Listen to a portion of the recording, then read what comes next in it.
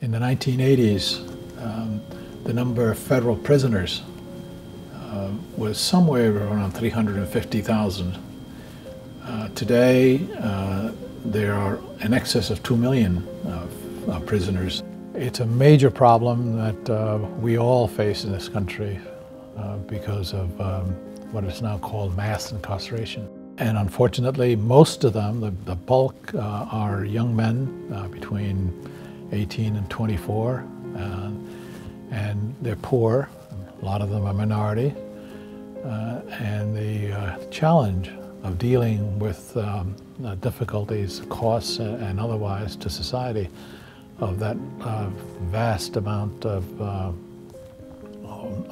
people incarcerated is phenomenal. Well, when a defendant is arrested in the federal system, you either get bail or you don't get bail. For defendants who do not go to jail, who make bail, they are put into pretrial services. Pretrial services is supervision during the time period from their arrest until they're tried or their case is somehow resolved.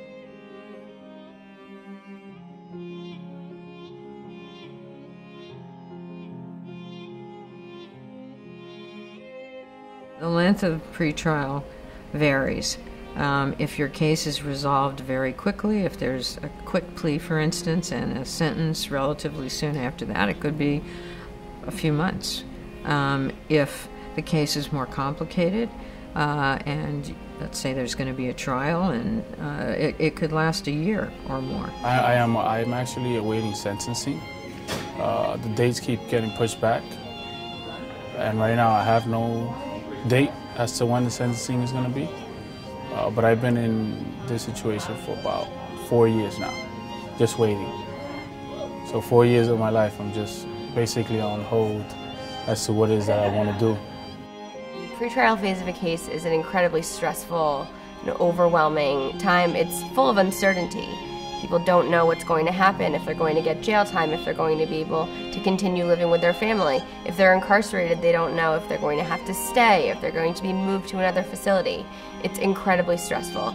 Alex Katz and I recognized that there was a vital need for reentry services for individuals who were awaiting sentencing. There are barely any programs available to address this need for people who are in the pretrial phase of their case. There are a lot of great organizations that exist to help people once they're returning home from prison, but there just isn't that much support provided to people while they're awaiting sentencing. Focus Forward provides a one-stop shop program that could teach participants not only life skills that would be useful once they were released or once their case was over, but also to create a safe space where they could deal with some of the emotions that they were working through during that time. First Focus Forward class, it was like, you don't really know like if you want to be there or not. It's like being in a room full of a whole bunch of people you don't know, so you're not really comfortable around it. But as you sit there and go through the classes like every Tuesday and you meet up with these people, you grow to know them, and you begin to like it because you learn a lot of things in those classes that you thought you knew but you didn't really know. So in Focus Forward, during the 12 weeks, they had weekly reading assignments with the book Memoirs of a Child Soldier by Ishmael Beah. They also had goal writing assignments where they learned how to write daily goals, monthly goals, weekly goals, resume writing skills, interview skills, how to communicate better with each other, as well as public speaking skills. My Eyes Focus Forward is a very good program.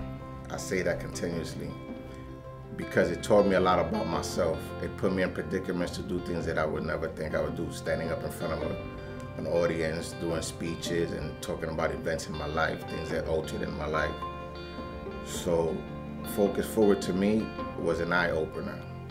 I think Focus Forward is important, that if you're just coming home or if you just need help, period, that they can guide you in a way that is a friendly way, it's a friendly environment, and somebody needs somebody. you know? And if you have that extra person to help you stay focused, why not? What are you losing? You're not losing anything.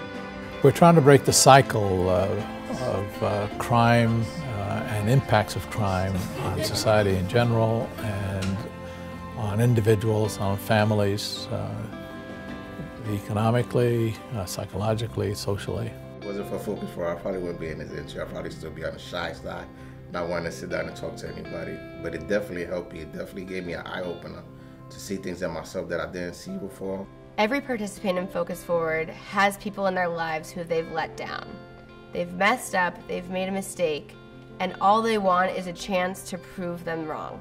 They want a chance to redeem themselves, and they want a chance to make a better life. If you're coming out of the court system, people looking at you like, okay, he's just another criminal. But you know, the supervisors and POs, and they came, and they heard what we had to say. I was going to see my parole officer in the building, and the guy was like, oh, ain't you from Focus Forward? One of the POs in the hallway. So I was like, yeah. He was like, yo, good speech. Yeah, so it was kind of like, it made me feel good, like, you know, to know somebody on the other side is like acknowledging I can speak and I can talk, and, you know. The judges welcome Focus Forward because when you're sitting there trying to decide whether to put someone in prison or not, or for how long, you really want to make sure your decision is right, and you want as much information as possible. Focus Forward can provide information about how someone has improved themselves, how they've changed, can give you a sense, can give the judge a sense of what their chances are for the future. It would ease my mind. I cried twice in class, expressing what I went through when I was young. And I don't cry in front of nobody because I'm tough-skinned. I don't break that easy, but I broke twice. They broke me. My classes broke me. They broke me. They broke me good. I met the first couple of graduates and chatted with them. I believed in the program. Before that, I thought, sounds like a good idea. I read the materials, great curriculum, and I hoped it would work. But since I've seen results, I'm a true believer.